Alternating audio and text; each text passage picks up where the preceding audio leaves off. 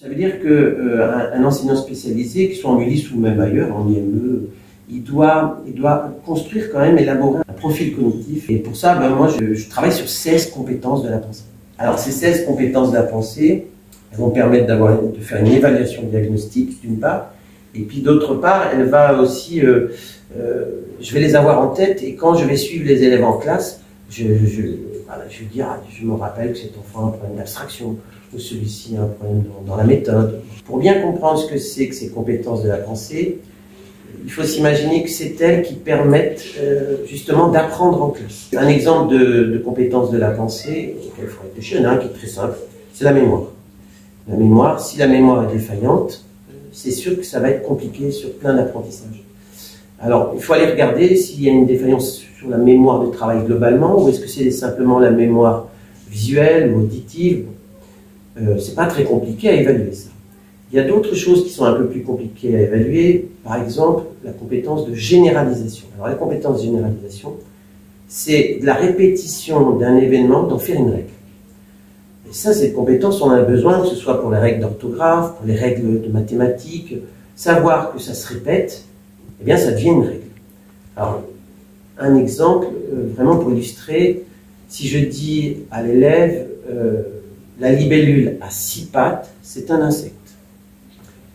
La coccinelle a 6 pattes, on dit que c'est un insecte. La mouche a 6 pattes, c'est un insecte. La fourmi a 6 pattes. Donc, il y a des enfants qui vont avoir compris. Non, il y en a qui ne vont même pas avoir compris, qui ne vont pas savoir répondre. Il y en a qui vont avoir compris, il faut toujours répondre, c'est un insecte. Donc, ils vont répondre, c'est un insecte. Puis, si je pose la question à ce moment-là, l'araignée à 8 pattes, ils vont, même chose, répondre, c'est un insecte.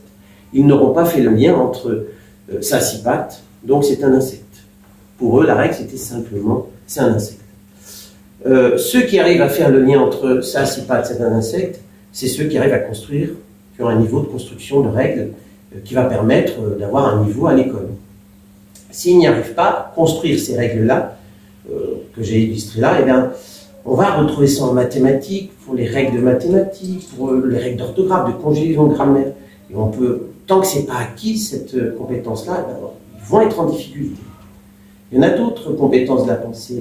Il y a par exemple l'abstraction. C'est pareil, c'est un peu compliqué. Pour définir l'abstraction, je pense, moi, la meilleure définition, c'est le contraire du concret. C'est-à-dire d'appréhender le monde qui nous entoure sans nos sens. Et ça, c'est très important. Parce que l'abstraction, elle permet de mettre du sens, par exemple, au nombre. Un nombre est plus grand qu'un autre parce que j'ai imaginé une collection. Ou sur la ligne que j'ai imaginée, sur cette frise numérique, je sais qu'il y en a un qui est plus avant que l'autre. Si on n'arrive pas à imaginer ça, ça devient compliqué. Donc on passe par la manipulation.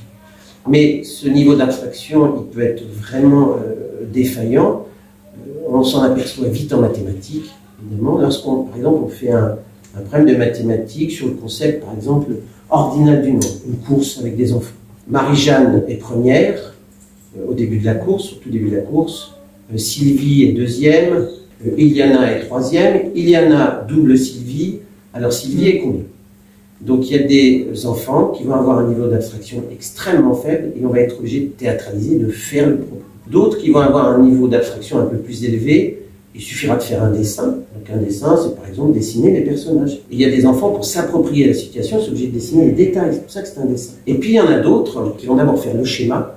Donc le schéma, c'est simplement mettre les initiales de l'enfant, faire une flèche, utiliser les symboles, et ils vont trouver la réponse. Et d'autres qui, mentalement, vont donc imaginer la course, voir cette transformation, et pouvoir dire, Sylvie est deuxième. Ça, ce niveau d'abstraction, il est important parce que, évidemment, pour les mathématiques, pour le nombre, avoir une idée du nombre et pouvoir le comparer, le ranger, manipuler les nombres, il faut avoir un niveau d'abstraction suffisant. Mais on va le retrouver même au collège lorsqu'on fait des équations avec les x et y. Ça veut dire que la lettre représente un nombre et le nombre représente une collection ou un... Bon, donc, ce niveau d'abstraction, on peut le retrouver tout au long de sa scolarité. L'enseignant spécialisé doit vraiment stimuler ça, c'est très important. Donc voilà quelques compétences de la pensée. Il y en a, je vous ai dit 16. D'autres collègues en offrent peut-être moins, plus. Mais il est important d'avoir un point de vue là-dessus. Et on retrouve exactement les difficultés qu'ont les élèves du LIS. Souvent, on les retrouve un peu partout dans ces compétences-là. Et en fait, le retard scolaire n'est que la partie émergée de l'SDM. Est-ce que tu connais d'autres dispositifs Ulysse?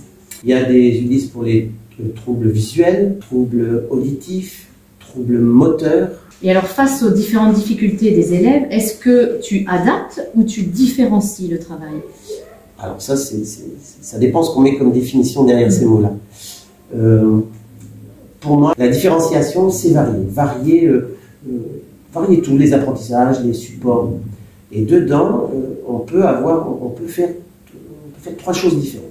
Soit on va être flexible, avoir une flexibilité pédagogique. C'est souvent ça qu'on dit différenciation, c'est-à-dire proposer plusieurs parcours, plusieurs méthodes aux enfants, qu'ils choisissent celle avec laquelle ils vont mieux réussir, ça va être plus facile de s'approprier l'apprentissage. L'adaptation, c'est une deuxième manière de différencier, c'est proposer des aménagements, des ajustements qui permettent à l'enfant de réussir, bien sûr, mais surtout on atténue les obstacles qui sont liés à ces difficultés, à son handicap. Quand je parle d'adaptation, c'est plutôt là pour des enfants ce qu'on appelle BEP, besoin éducatif particulier. Donc dedans, on y retrouve les élèves du LIS. Et puis, il y a une troisième manière de faire, c'est-à-dire que là, l'objectif, il n'est pas commun. Dans les deux que j'ai dit avant, c'est le même objectif pour tous les enfants. C'est plutôt une modification, c'est-à-dire que là, on est moins exigeant sur les compétences, ce qu'on va attendre de l'enfant. Et là, c'est vraiment pour des enfants qui sont en situation de handicap. Alors concrètement, est-ce que tu as un exemple entre différenciation et adaptation? Pour la différenciation, si on prend l'exemple de la technique opératoire de la soustraction, avec retenue, on peut proposer plusieurs méthodes. Moi, je sais que je propose par exemple celle de si dans la colonne des unités, il n'y en a pas assez en haut, eh bien on en prend une dizaine à côté, ce qui permet qu'après, dans cette colonne, on peut faire le calcul. Il y a une deuxième méthode, celle que j'ai appris quand j'étais à l'école, moi c'était je rajoute une dizaine dans les unités et je rajoute une unité dans la colonne des dizaines, celle d'à côté, ce coup-ci en bas. Donc voilà, les enfants ils prennent celle qui leur paraissent la plus logique ou la plus facile. Il y en a qui vont préférer le côté logique, donc la première bouge plus qu'à côté. D'autres qui vont dire moi je veux que ce soit plus facile et que l'opération soit plus propre, que je puisse m'en sortir, qui vont prendre la deuxième. Voilà, ça c'est plutôt qu'on appellerait la différenciation, cette flexibilité pédagogique. Et puis, en adaptation, pour pouvoir adapter, il faut déjà bien comprendre quelle est la difficulté ou le besoin de l'élève. Donc, il faut bien le définir, surtout pour une séance d'apprentissage. Si par exemple, c'est écrire une phrase, il y en a, ça ne pose pas de problème. Je leur demande d'écrire une phrase, vous écrivez la phrase, on dicte la phrase, ils l'écrivent. D'autres, on va leur demander la même chose, vous allez écrire une phrase, mais il va falloir fractionner la tâche. C'est-à-dire faire une espèce de planification. En premier, tu retiens la phrase, tu la mémorises. En deuxième, tu segmentes les mots, c'est-à-dire que tu traces un trait sur chaque mot. Puis tu les remplis de sons, troisième étape. Et la quatrième, s'ils y arrivent jusqu'à la quatrième, on applique les règles de l'écrit qu'on a déjà vues avant. C'est pas la même chose dans la manière de faire, mais on arrive au même résultat. Ils ont écrit une phrase qui doit être correcte. D'accord. Et alors globalement, comment tu organises ta classe pour pouvoir répondre aux besoins des élèves?